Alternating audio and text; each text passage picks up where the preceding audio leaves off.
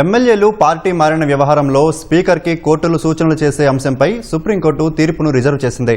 Speaker తగిన సమయంలో నిర్ణయం తీసుకోవాలన్న విషయంలో కోర్టులు జోక్యం చేసుకోవాలా లేదా అనే అంశంపై జస్టిస్ గవాయ్ ధర్మాసనం సుదీర్ఘంగా వాదనలు వింది.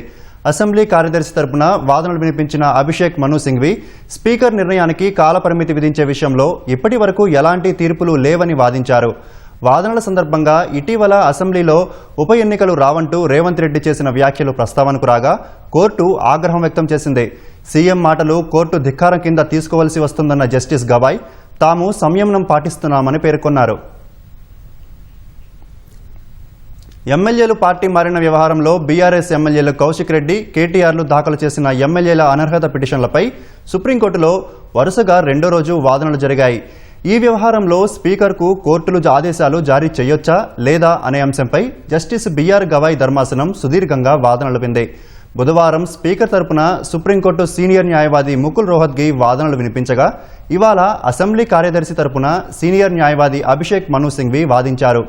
స్పీకర్ నిర్ణయానికి కాలపరిమితి విధించే విషయంలో ఇప్పటి వరకు ఎలాంటి తీర్పులు లేవని సింఘ్వి వాదించారు. రానా కేసులో కోర్టు జోక్యం చేసుకుని అనర్హత విధించిందని జస్టిస్ గవాయ్ గుర్తు చేయగా మణిపూర్ వ్యవహారం పూర్తిగా భిన్నమైందని, ఆ ఒక్క విషయాన్ని ప్రత్యేకంగా పరిగణించారని, రానా కేసు ప్రస్తుత అంశానికి సరిపోదని సింఘ్వి వాదించారు.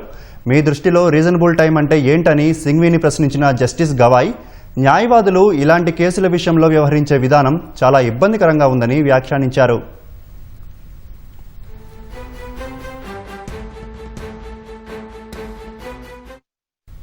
వాదనల సందర్భంగా ఇటీవల ఉప ఎన్నికలు రావంటూ సీఎం అసెంబ్లీలో మాట్లాడిన మాటలను కౌశిక్ రెడ్డి తరపు న్యాయవాది మరోసారి ప్రస్తావించగా సీఎం కనీసం స్వీయ నియంత్రణ పాటించలేరా అని జస్టిస్ గవాయ్ ప్రశ్నించారు. గతంలోనూ ఇలాంటి ఘటనే జరిగిందని, ఆ తర్వాత కూడా ఇలాగే వ్యవహరిస్తే ఎలా అని వ్యాఖ్యానించారు. ప్రతిపక్షం నుంచి అంతకు మించిన రెచ్చగొట్టే వ్యాఖ్యలు ఉన్నాయని సింఘ్వి చెప్పగా ఇప్పుడు అవన్నీ అప్రస్తుతమని పక్కన పెట్టిన జస్టిస్ గవాయ్ సీఎం మాటలు కోర్టు ధిక్కారం కింద తీసుకోవాల్సి వస్తుందని హెచ్చరించారు. మేము సంయమనం పాటిస్తున్నామని, మిగతా రెండు వ్యవస్థలు అదే గౌరవంతో ఉండాలని వ్యాఖ్యానించారు. స్పీకర్కి ఫిర్యాదు చేసిన తర్వాత కోర్టు కేసులతో తీవ్ర స్థాయిలో ఒత్తిడి తీసుకురావాలని చూశారని సింఘ్వి పేర్కొనగా సింగిల్ జడ్జి ఇచ్చిన సూచనలను సానుకూలంగా తీసుకుంటే కేసు ఇక్కడి వరకు వచ్చేది కాదని జస్టిస్ గవాయ్ సుప్రీంకోర్టులో పిటిషన్ విచారణకు వచ్చిన తర్వాతే నోటీసులు ఇచ్చారని గుర్తు చేశారు.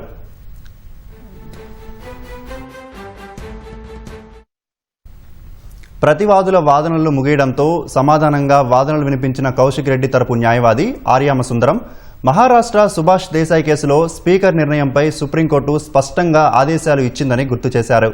స్పీకర్కి తగిన ఆదేశాలు ఇచ్చేలా సుప్రీంకోర్టుకు అన్ని అధికారాలు ఉన్నాయని వాదించారు. జనవరిలో సుప్రీంకోర్టు విచారణ ప్రారంభించాకే స్పీకర్ 3 వారాల గడువుతో నోటీసులు ఇచ్చారన్న ఆర్యామ సుందరం ఆ గడువు కూడా పూర్తయిందని వాదించారు. నోటీసులు పంపిన సమాచారం కూడా ప్రతిపక్ష నేతకు ఇవ్వలేదని వ్యాఖ్యానించారు.